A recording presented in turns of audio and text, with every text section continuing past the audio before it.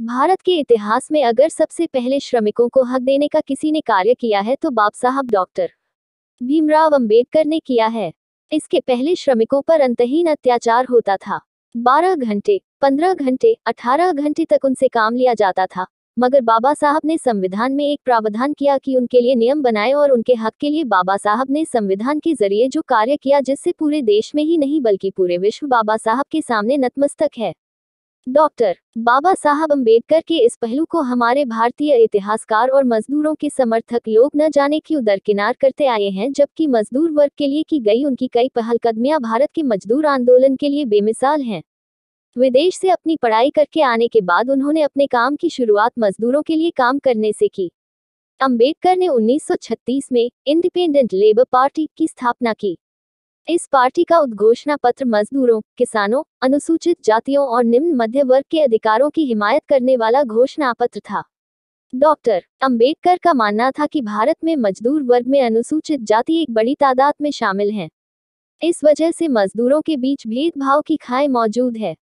मजदूर वर्ग के संघर्ष और जाति के खात्मे के संबंध में जाति आधारित भारतीय समाज की संरचना के बारे में उन्होंने कहा था कि वर्ण व्यवस्था केवल श्रम का ही विभाजन नहीं है, यह श्रमिकों का भी विभाजन है। उनका मानना था कि अनुसूचित जातियों को भी मजदूर वर्ग के रूप में एकत्रित होना चाहिए, मगर ये एकता मजदूरों के बीच मौजूद जाति की खाई को मिटाकर ही हो सकती है।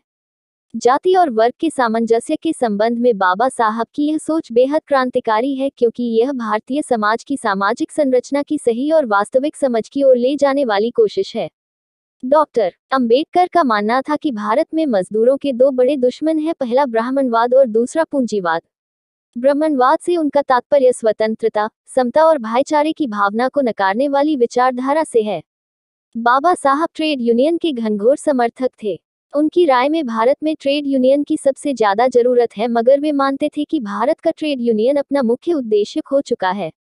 उनका मानना था कि जब तक ट्रेड यूनियनवाद सरकार पर कब्जा करने को अपना लक्ष्य नहीं बनाता तब तक ट्रेड यूनियनें बहुत ही कम मजदूरों का भला कर पाएंगी और ट्रेड यूनियन नेताओं की लगातार झगड़ेबाजी का अड्डा बनी रहेंगी।